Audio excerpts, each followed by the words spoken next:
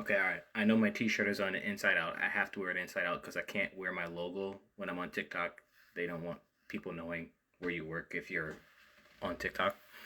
So anyway, um, I realized that I left some details out about some of the sexuality practices at Bethel, and I realized, that is a trauma response for sure. So I'm gonna get a little bit more detailed. One time I was in the bathroom, not the bathroom. I was in the locker room, and I was in the locker room. And these two guys were sitting there, and all they had on was their underwear, like feet locked, talking to each other on a bench, 1-on-1. The day is over. Go home. Put some clothes on. Leave. Why? We just left them there. We didn't even care.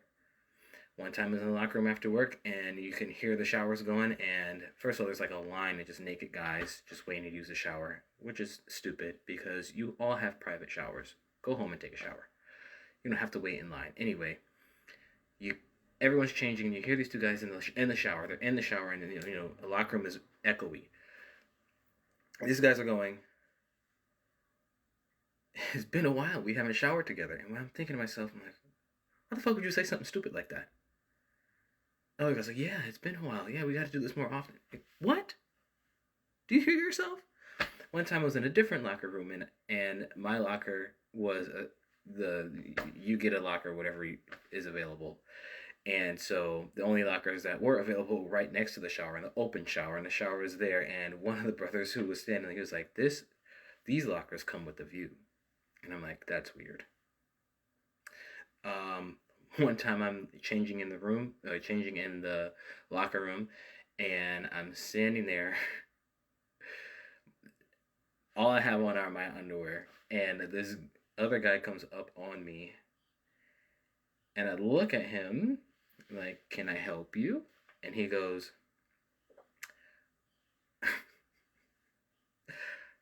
he says, "I want to be on you," and then he bites my shoulder. Why would you do that? Very stupid.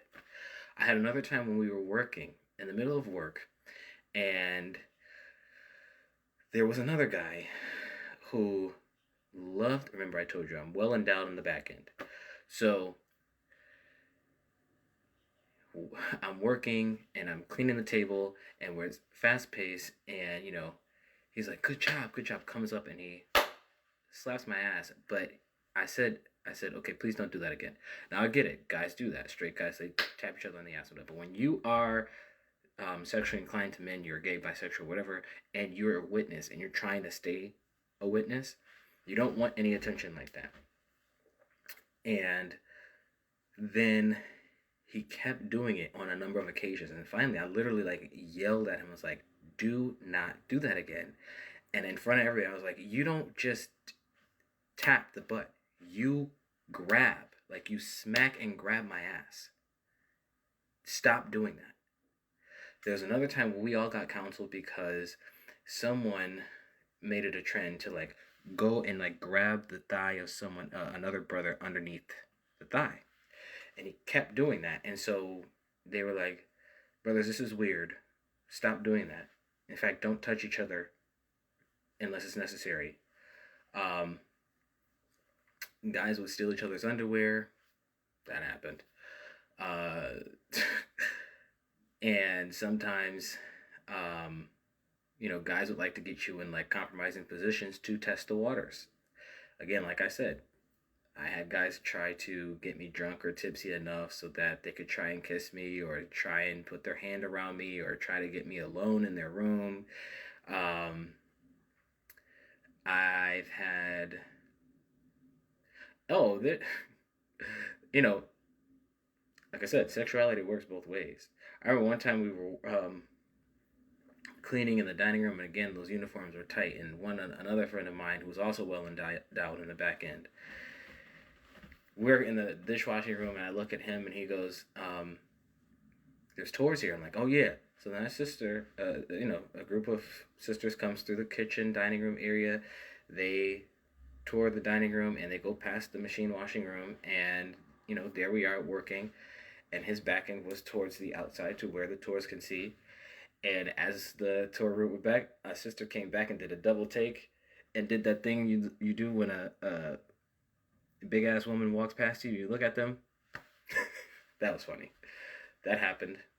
Oh yeah, we were definitely pieces of meat a lot of times. I remember one time when I had to get a procedure done in my groin area at the doctor's office, the Bethel doctor's office, and the doctor was like, "Okay, let's take care of this." And so there was a sister who was a nurse, and she was like, "Do you need my help?" And he's like, "No." She's like, "Are you sure?" And he's like, "No, you can leave." And she lingered out of the doctor's office, and he's like, "Close the door behind you." And he did the procedure quickly, did the thing that he needed to do, and that was over. Um,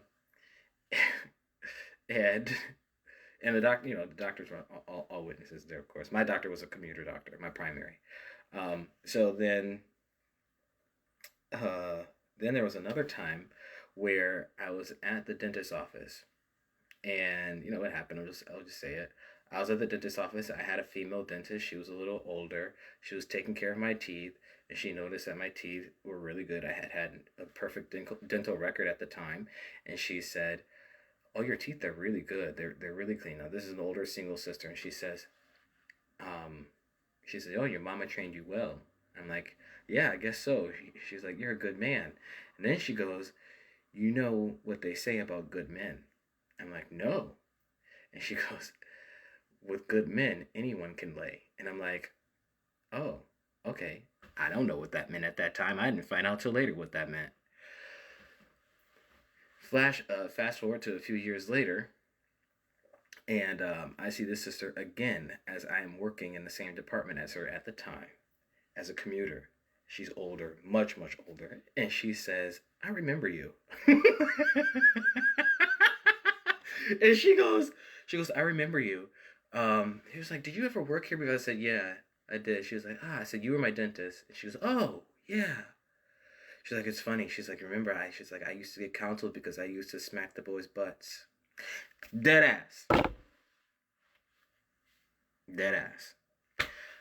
I have no reason to lie about any of this shit. Um, guys all the time were cuddling with each other, snuggling with each other, shirtless or with a shirt on. I knew guys that were going on like straight up dates. Just the two of them. No, we're doing a thing today. I saw guys out in the city holding hands together. Yes, there were guys at Bethel who were probably going to gay clubs. Never saw it, but I'm pretty sure they did. Why wouldn't they? It's a gay city. Guys were definitely caught at Pride Parade, dumbasses. Um, yeah, all kinds of shit was happening there. And again, at the time, I was a serious witness, so I couldn't take it anymore. I couldn't take the attention. I couldn't take the struggle. And I felt myself about to get this fellowship from Bethel. And I was like, oh, hell no. We're not going down that road. So I did the good JW thing, and I talked to the elders about what I was dealing with.